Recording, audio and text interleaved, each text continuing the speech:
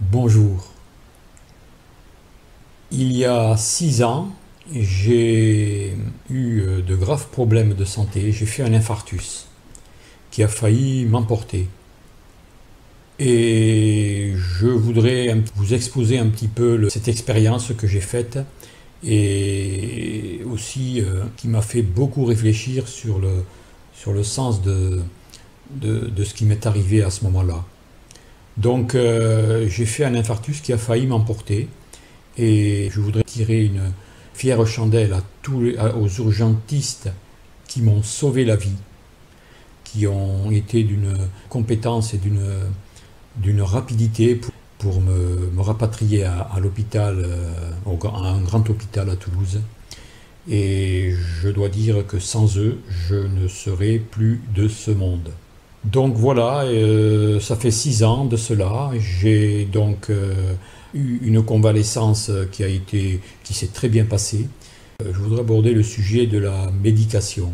Ce qui m'a beaucoup aussi fait réfléchir, car je me suis retrouvé, après être sorti de l'hôpital et après avoir été remis sur pied, si on peut dire, j'ai été soumis à ce qu'on pourrait appeler une valise de médicaments. J'avais environ une dizaine de médicaments que je devais prendre tous les jours.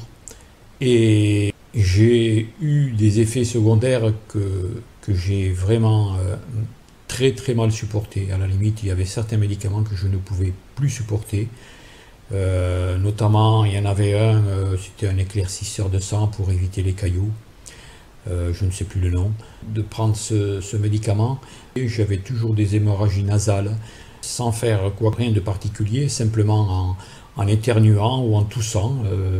Je n'avais pas le droit de tousser, ni de me moucher d'ailleurs. Dès que j'avais ce genre de choses, mon nez était en sang. J'étais obligé chaque fois de mettre des cotons pour cautériser, enfin, etc., etc. J'avais beau en parler au cardiologue, il ne considérait pas du tout ce que je lui disais. Il m'avait simplement répondu il faudra aller consulter un otorino et peut-être envisager, vous avez peut-être une faiblesse des parois nasales, il faudra peut-être envisager de cautériser les parois nasales. Je dois dire, quand j'ai entendu ça, je me suis dit, mais c'est pas possible, je ne peux pas accepter une chose pareille. Je savais très bien que c'était ce médicament qui me causait ça. Il y avait aussi un autre médicament, je crois que c'était celui pour faire baisser le taux de cholestérol. Je crois que c'était du Taor, que je prenais aussi à forte dose. Entre parenthèses, je n'ai jamais eu de cholestérol, mais du fait que j'ai eu ce problème cardiaque, il fallait à tout prix que mon taux de cholestérol soit le plus bas possible.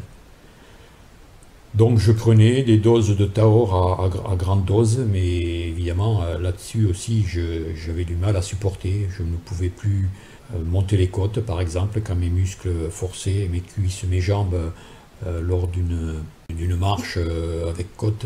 J'avais du mal à forcer avec mes jambes.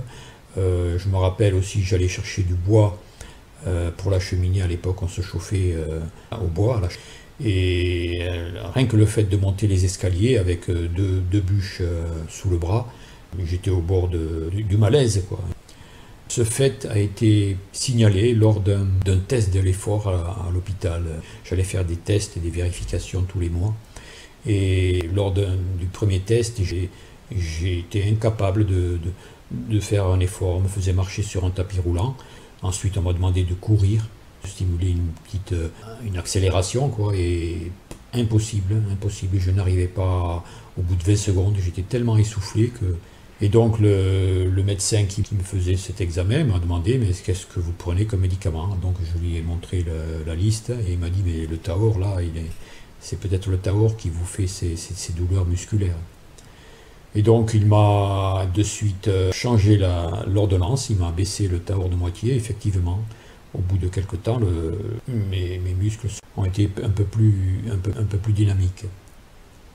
Mais tout de même, tout cela, tous ces effets secondaires m'ont permis de comprendre un peu que cette médication était en train de me détruire. J'avais aussi une sorte de médicament dont je ne me souviens plus du nom, qui me donnait des hématomes partout sur le corps. J'avais le matin, en me levant, des hématomes d'une couleur pratiquement violette, violet foncé sur les cuisses, sur le bras, mais sans aucun choc ni quoi que ce soit. Ces hématomes étaient très douloureux. Et malgré le signalement que je donnais à mon cardiologue, il ne considérait pas du tout cela comme très important, comme très grave, et que c'était normal, c'était des petits effets qui n'avaient aucune conséquence grave. Non, moi je n'ai jamais pu accepter cela. Donc de fil en aiguille, j'ai rompu mes relations avec le cardiologue, avec qui je ne m'entendais plus, avec qui je ne pouvais plus communiquer, et à qui je ne faisais plus confiance. Et donc à partir de ce moment-là, j'ai décidé d'arrêter tout doucement les médicaments. J'ai mis 2 ans et j'ai éliminé un par un les doses jusqu'à les arrêter définitivement. Maintenant, ça fait 6 ans que je vis et que je vis sans aucun traitement médical. Je m'en porte très bien. Bien sûr, j'ai aussi fait certaines démarches pour déjà me remettre en question, des démarches au niveau nourriture aussi, mais ce sera un autre sujet que j'aborderai une prochaine fois. Un sujet qui pour moi est capital, car l'arrêt des médicaments ne va pas aussi sans réforme de la vie, réforme de notre vie personnelle, sans une remise en question aussi de notre fonctionnement dans la vie courante. Et j'ai été amené justement à réformer toute ma vie grâce à cet infarctus, qui pour moi, je pourrais dire, a été un déclencheur de voir la vie autrement et de me renouveler en me remettant en question. Me renouveler, c'est peut-être pas le mot, mais disons de remettre en question tout mon fonctionnement de vie. Voilà, j'en termine là pour aujourd'hui. Je développerai cela sur d'autres vidéos, d'autres sujets, notamment sur tout ce qui a été ma réforme de vie qui m'a permis d'être beaucoup plus heureux et certainement en bien meilleure santé, et même sûrement parce que je me sens en bien meilleure santé qu'il y a 20 ans même. Voilà, je vous dis à une prochaine. Au revoir. Je voudrais juste rajouter, avant de terminer, que mon témoignage n'est pas à suivre sans y avoir profondément réfléchi. Il ne s'agit pas de copier cette démarche d'arrêter les médicaments sans y avoir mis en parallèle une réforme de vie profonde avec beaucoup de documentation, et surtout pour ce qui me concerne, les médicaments n'ont pas été interrompus brusquement, ça a été fait par petits paliers et cela a duré 2 ans en fait.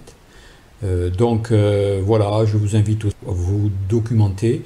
Pour cela, il y a un site qui pour moi a été un site de référence, c'est le site de Thierry Casanovas, Régénère, qui vraiment trouve, il y a des solutions qui peuvent aider et qui peuvent aussi vous décider peut-être si vous le sentez vraiment, car c'est vraiment au niveau du ressenti que tout cela se passe, c'est pas au niveau d'un coup de tête ou d'une lubie qui passe comme ça par la tête. Il y a vraiment un ressenti profond, et si vous avez la chance, moi je ne l'ai pas eu cette chance, si vous avez la chance d'avoir un médecin compréhensif, allez le voir. Et vous pouvez toujours aussi lui demander conseil s'il est assez réceptif.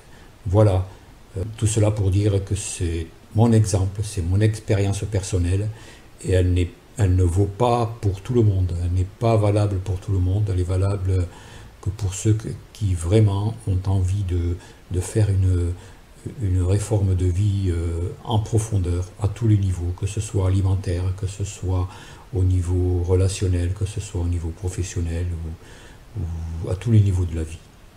Voilà.